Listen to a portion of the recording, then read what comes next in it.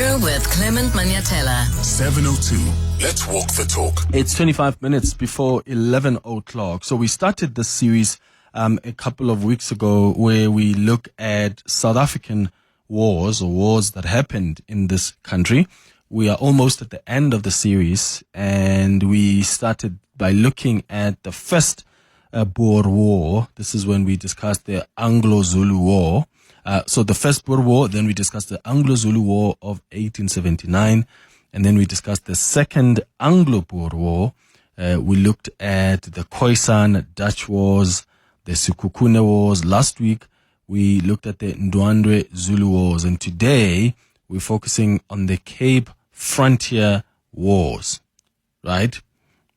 So some other people call them the Xhosa Wars, but they are also known as the Cape Frontier Wars. And this is where a series of 9 wars or outbreaks took place between the Xhosa Kingdom and the white European slave traders in what is now known as the Eastern Cape. And these are war incidents that were the longest running military action in the history of African colonialism, and one of the most prolonged struggles by African people against European intrusion, having started in 1779 until 1879. After 100 years of warfare, the Xhosa were finally defeated in 1878.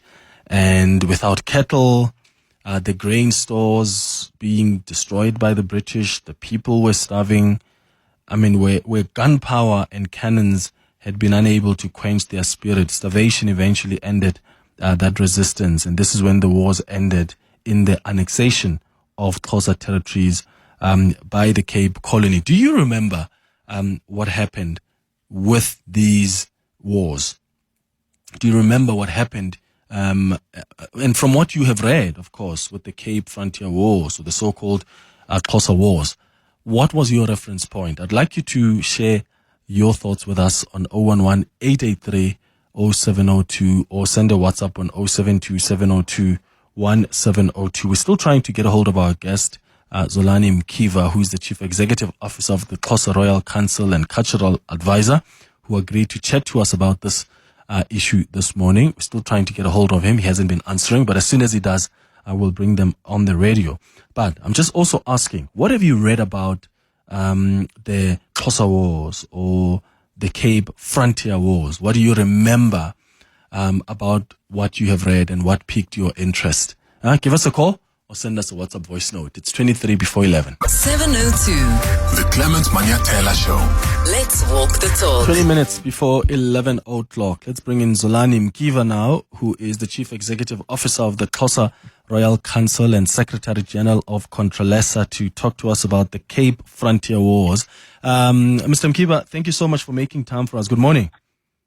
No, thank you very much for inviting me. Albeit the fact that it's been on a short notice on a very serious matter like this. But however, I welcome the platform because this is our history, this is our heritage, and this is our experience as the Xhosa people as well as Africans in general. Yeah. Thank you for having me. Thank you for making time, Mr. Mkiva. What were the Cape Frontier Wars, and why are they considered one of the longest anti-colonial struggles in African history? Well, you will recall that the context is that you have had the arrival of the settlers or the people of European origin. And what they did, even though they started by coming to the South African territory to establish a refreshment station, but soon as they realized that this land is a rich land and it's a wonderful landscape, very good for grazing and agriculture and so on and so forth. So they then started a process of expansion, and they wanted to spread themselves across the country in order to take all the critical and strategic points of the locations of the country. As they were expanding, they then realized, as they were interacting with the Khoi and San as well as the Xhosa people, that these people actually had wealth in terms of livestock, cattle, sheep and goats and so on and so forth. So these wars start as a result of the people of this country being the Khoi, San and the Xhosa to defend their land, because in their expansion they were taking over parcels of land, but at the same time capturing and stealing their cattle and their wealth in terms of other livestock, animals. In that way, these wars, we can critically define them as wars of dispossession, because the people of this country, Xhosa in particular and the Khoisan, needed to defend their land from being dispossessed. Hence, they are defined as wars of dispossession. At the same time, we equally define them as wars of resistance, because we resisted, our forefathers and ancestors resisted resiliently the expansion as well as the taking of their land brutally, the killing of their people, and in a mercilessly and very brutal way by both the Dutch, that is people of Dutch origin, which were called Boers, in their great trek as they defined, because when they were expanding and taking one territory after another, they called that the Great Trek. And specifically, in 1779, this is the period where in between the Sundays River and the Great Fish River, where the first battle or the first war of the 9 frontiers began. And that's where they were very brutal, using every trick above the surface to actually take over the livestock and the land and actually displace the people and remove them from their homes and their territories. Yeah. So to be clear, who ultimately was involved in the war? Did you say it's the Xhosa, the Khoi, the San, Dutch Boers, and later the British? The British, yes, yeah. Well, remember that the Xhosa kingdom was an establishment. It was a state headed by a king who was the head of government as well as the head of the army. Very organized, and people, the leadership understood their own territory. So the Xhosa royal family, the senior traditional leaders of the different clans of Xhosa were actually involved. Imidange, Imidusane, Amagunukwebe, Amambalu, and many other clans, including the royal dynasty of Amatawe, was at the forefront of that.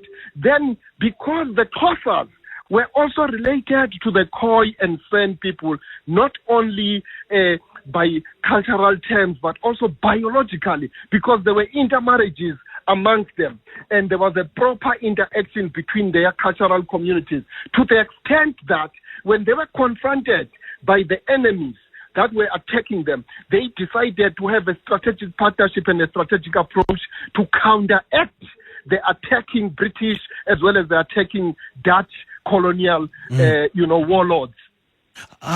Were there any divisions among the Xhosa chiefs at the time? And if so, how did they shape the war? I mean, with certain Xhosa groups cooperating with colonial forces at the time, I would imagine that would change the dynamics of that war.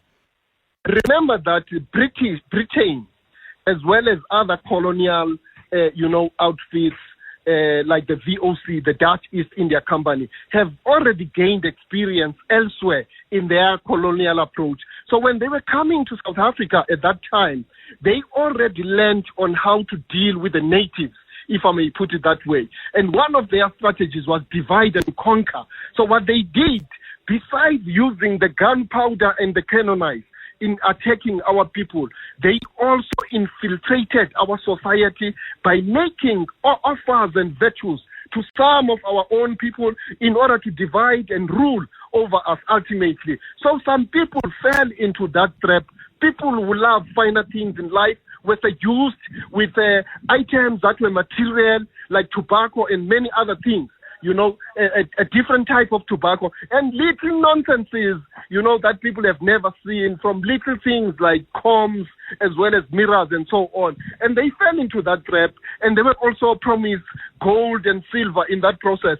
In that way, that created a division between a brother and a brother in some context. And therefore, that actually caused some setbacks as people were trying to resist the colonial, warlords. In that way, this created a tension amongst the Xhosa people themselves, to the extent that they had to declare some of their own people the enemies of the Xhosa kingdom as a state.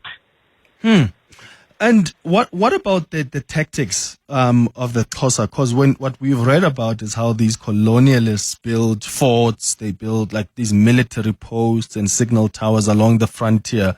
What was the military tactic of the Xhosa kingdom? Remember that at first the British and the Boers surprised us with the gunpowder and the usage. But with time, the Xhosa regiments and the Xhosa army had learned that the gunpowder doesn't work when it's raining or when it's humid. And therefore, their tactic in that particular issue was that they would attack them when, for instance, the weather does not favor them to use the guns and the cannons. And that's one of the tactics. Secondly, they knew that they had to ambush. So they had to use a guerrilla warfare, to attack them rather than using a conventional way of dealing with them, because they had suffered, brutal consequences when they confronted in the earlier years with conventional way by seeing them toe to toe in an open field. So they had to use guerrilla and surprise them with attacks when they are sleeping, and also use the landscape that they know, mountains, cliffs, and so on, including rolling stones to them and all strapping them to the highest peaks, so that as they come up, they throw stones at them, they roll big stones against them. Those were the tactics. There was no one mode of attacking and counter-attacking the British as well as the colonial governments, except that they had to use creativity and the understanding that they have of their own terrain and scenery. Which of those 9 frontier wars would you say were the most significant turning points? Well, all of them were very significant, but Imfazwe Yezembe is one of the defining moments, because when Utsili, the cousin brother to Sandile, was arrested by the colonialists, for instance, and then Amaxhosa went to liberate him, the whites were very brutal in their response in that equation. That war, as well as the war in Grahamstown, Egazini, also killed a number of people when Makhanda was involved and had assured the army that he will make the rain on that day, and when the bullets were fired by the colonialists would not work because of the weather and this and that, because he was also a war doctor. So he predicted the defeat.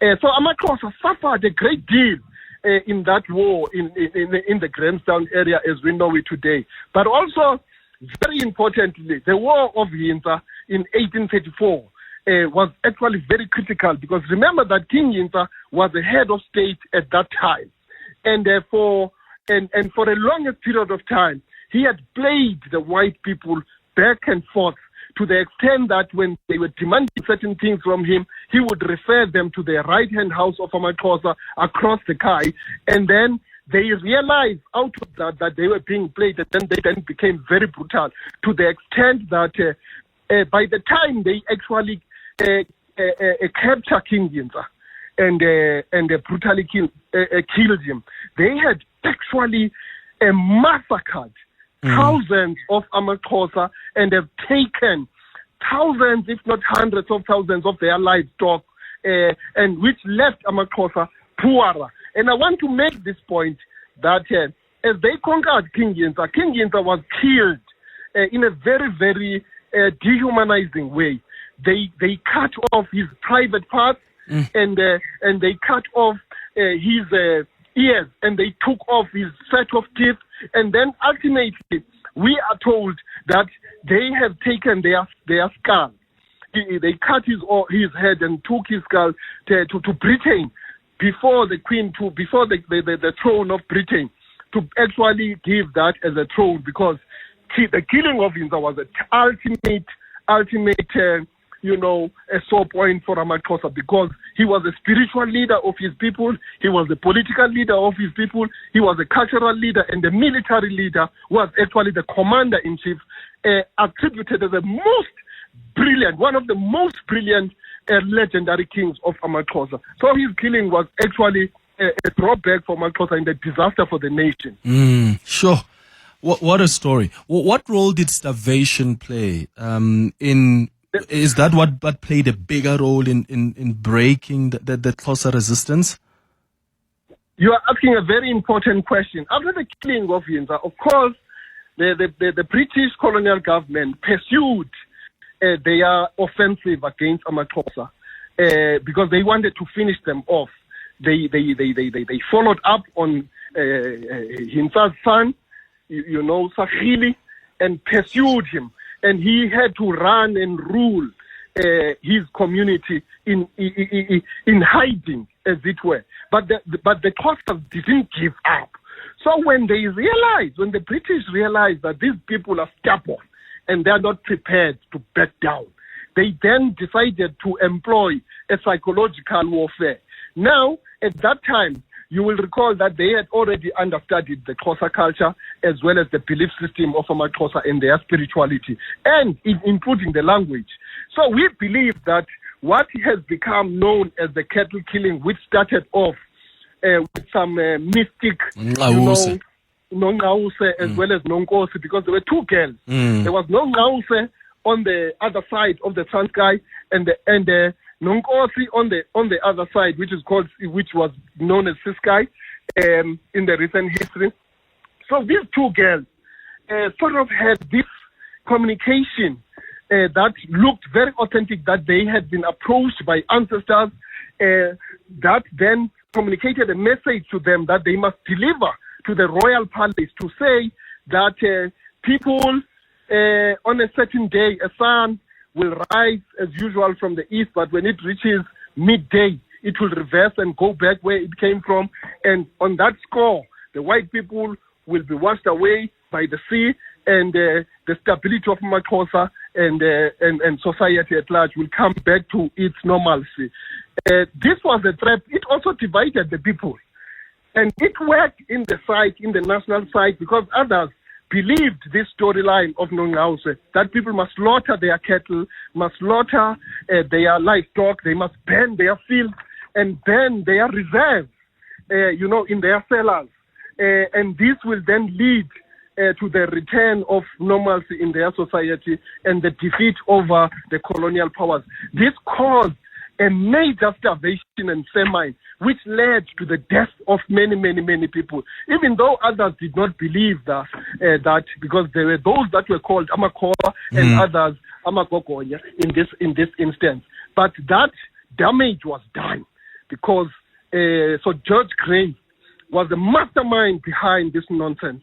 And however, it led to the starvation, it led to the loss of wealth, it led to many, many serious things that actually brutalized the Xhosa kingdom, to the extent that it was the beginning of the employment of people who have never been employees or laborers in that sense. It led actually to our people being made slaves of the colonial government and working for a penny and working for a pound and so on and so forth. So it was a very devastating, and this is a period between 1856 and 1858, as it were. So you spoke about, was it the Transkei or the Ciskei that you spoke about? The establishments of the Ciskei, the Transkei. What's the reflection? What does that reflect about the colonial attempts to sort of reorder and control the Xhosa society? You spoke about the forts. The forts, after every battle and every skirmish, these guys installed these forts in order to rearrange the structural arrangements of the Xhosa kingdom and the locations of where people reside. So they moved people around by using brutality of the gun and the cannon. And so the issue of the forts was used in that context, you understand, because it was making certain marks to begin to install their colonial approach of rearranging a country and stealing a society of a people and their land. So in respect of what is called the across the Kai and the other side of the Kai, it meant that a river, which was a very important landmark in the Xhosa kingdom, because it's a river that was supplying water to the kingdom, one of the greatest rivers. Tumbashe River, the Great Kai River, the Great Fish River, the Sundays River, all those rivers were basically responsible, amongst others, to provide water, sanity for the people. Also, rivers where the herds of cattle and the flock of sheep that were belonging to these communities were used to go and drink. Basically, that river now was used to divide a community that was once united, and that river was a river of time and a river of confluence, in the sense that it was never a borderline that divided people who belong from the same source. But it was a heritage river, as I say, a river of significance. So, it was then used by the colonial people to divide the very Xhosa people into Xhosas of the east and Xhosas of the west, if I may put it that way. And to that extent, by the time the colonial government reached the apartheid state, then you had the labeling of the one side as Ciskei and the other side on the east as the Transkei. But that is a mere usage of a geographical, a river into a border that does not really exist in the history of the people. So in that way, this is how it came about. Otherwise, that's why Transkei carries a label that is associated with negativity. Otherwise, there's nothing negative, because it means across the Kai, literally. It's just that it was used in the context of dividing a people into two different people, and yet they are one people. So how, as we wrap up, how were the frontier wars remembered? And were they remembered differently by colonial writers versus African oral traditions? Well, obviously, if the story of the conquered is written by the conqueror, obviously the conqueror will write the story to suit himself. But we have then said in a post-colonial South Africa, let us rewrite our history in our own terms. Because what they have written, these people were stealing the cattle of Amaxhosa. But when you read their book, they say, we captured a large herd of cattle. And whenever they refer to Amaxhosa taking back what it belongs to them, they would say Amaxhosa have stole their property and their cattle. So I'm just making an example like that they have written a subjective history to suit them, and which is a history that they use to date to actually hold on to an asset, a national asset that does not belong to them, that does not belong to his great-grandchildren, but belong to the African majority. These are some of the things that we ought to talk about as we rewrite our history. So we continue with the trajectory of rewriting, but we have not yet really celebrated these wars, because we were victorious in the sense that we were able to hold the colonialists for 100 years before they could proceed to other parts of the country, to the extent that we had gained a huge experience on dealing with them, that even King Shaka himself, at one point, one of his military advisors is Sonjika, who was once an advisor of King Yinta. He had fled by a ship, actually hiding in a vessel, and he jumped out of the shores of the KZN as we know it today. And King Shaka called him, and he used the intelligence that he got from him. By the time the white people were approaching Zululand, he was already aware of the tactics of what they have done amongst Amaxhosa. That's why he had a huge respect of Amaxhosa, King Shaka, even though he never had an interaction with them. But because he interacted with military advisors like Sonjika, he was able to know, because he was given a mental picture of what brutality they were employing and what military strategies were they employing. Got it. Zolani Mkiva, thank you so much, man, for speaking to us. What an incredible story. Zolani sharing with us there about the Cape Frontier Wars. Zolani is the Chief Executive Officer of the Xhosa Royal Council and Secretary General of CONTRALESA.